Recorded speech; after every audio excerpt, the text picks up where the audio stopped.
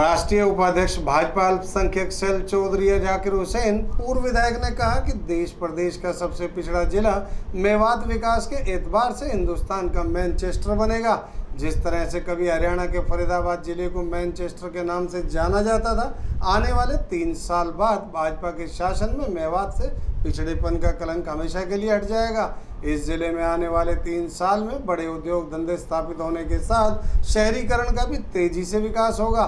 भाजपा आला कमान इस पर पूरी रणनीति बना चुका है। नवनियुक्त राष्ट्रीय उपाध्यक्ष माइनॉरिटी सेल चौधरी जाकिर हुसैन ने कहा कि मेवात जिले में इस बार विधानसभा चुनाव में कमल खिलते खिलते रह गया, लेकिन आने वाले समय में मेवात में चारों तरफ कमल खिलेगा।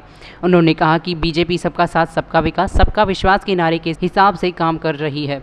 आने वाले विधानसभा चुनाव में मुस्लिम समाज के लोगों को ज़्यादा से ज़्यादा भाजपा के साथ जोड़ा जाएगा।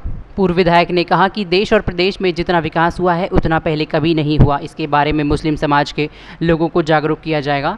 नवनियुक्त राष्ट्रीय उपाध्यक्ष ने कहा कि मेवात में Delhi Mumbai express way, Kundli Manesar Palwal expressive वे, नूह से राजस्थान तक राष्ट्रीय राजमार्ग 248A को 4 मार्गीय बनाने की घोषणा, खासकर मुस्लिम समाज के युवकों को तकरीबन 40 जूनियर इंजीनियर एक साथ नियुक्त करना भाजपा राज में ही संभव हो सकता है। चौधरी जाकिर हुसैन ने कहा कि सिर्फ मुस्लिम समाज के लोगों को ही नहीं बल्कि 36 बिरादरी के लोगों को भाजपा के साथ जोड़ने का काम किया जाएगा। उनके कंधे पर 36 बिरादरी के चौधरी की जिम्मेवारी भी है, इसलिए राष्ट्रीय नेतृत्व में जो जिम्मेदारी उनके कंधे पर डाली है उसे बखूबी निभाया जाएगा। पहली बार हुआ 2019 के चुनाव में कि भारतीय जनता पार्टी अपने सभी मेवात और मेवात से बाहर के भाटी साहब यहाँ बैठे और हमारे सभी साथियों के सहयोग से और सबकी दुआओं से और उनकी कोशिशों से इस नज़दीक तक हम पहुँचे कि मेवात में एमएलए बनते बनते मैं कुछ वोटों से रह गया। चंद 3-4 हज़ार वोटों से आप समझ सकते हैं कि हार जीत तो एक वोट की भी है, लेकिन टक्कर रही।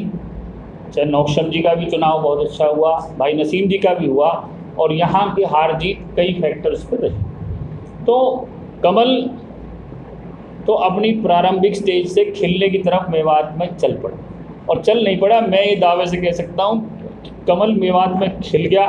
वक्त की ज़रूरत है चुनाव आने की, और ये इंशाल्लाह हम दिखा देंगे, चाहे पार्लियामेंट का आ जाओ चाहे विधानसभा का आ जाओ, कि कमल मेवात में अच्छी तरह खिला है। जब ही मैंने ये सोचा समझा बात उठाई है कि भाजपा का कमल जब खिलेगा जब ही हमारी मेवात का भी विकास होगा। और आने वाले वक्त में एक चीज़ मैं आज और कहता हूँ दावे से, ये तो हमारा पार्टी का दफ्तर से बड़ी जगह नहीं होती कार्यकर्ता के लिए। पार्टी के दफ्तर में और इतने माननीय साथियों के सामने मैं जिम्मेदारी से आप कहता हूँ, कभी वक्त था कि फरीदाबाद को मैनचेस्टर ऑफ इंडिया कहते थे।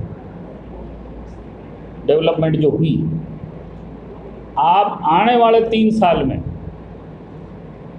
हमारी मेवात कैनाल भी बन रही है, क्योंकि बिना पानी के इंडस्ट्री भी नहीं आती, पीने के पानी की भी दिक्कत है यहाँ पर। लेकिन आने वाले 3 साल में आप इंशाल्लाह देख लेना कि ग्रोइंग इंडस्ट्रियल एरिया में और अर्बनाइजेशन में मेवात इंशाल्लाह हम 3 साल बाद बात करेंगे। इंशाल्लाह आप देख लेना कि जो हमारी सरकार के जो प्रयास हैं और जो प्लानिंग है 3 साल में, बावजूद इन कांग्रेस के स्टे वगैरह जो लेते हैं और तरह तरह इलाके की बदनामी करते हैं मुद्दों को लेकर, जो आज हम खीर में राख नहीं डालना चाहते कि, लेकिन जो बात करते हैं इलाके को उससे बदनाम होता है, विकास दूर जाता है। लेकिन उसके बावजूद हमारी सरकार माननीय केंद्र में माननीय नरेंद्र मोदी जी के नेतृत्व में, माननीय नड्डा जी के, प्रदेश में माननीय मनोहर लाल जी के, धनखड़ साहब के नेतृत्व में आप देखेंगे कि 3 साल में मेवात हिंदुस्तान का मैनचेस्टर बनेगा विकास के बारे में। और यूनिवर्सिटी, जैसे अभी प्रभारी जी कह रहे थे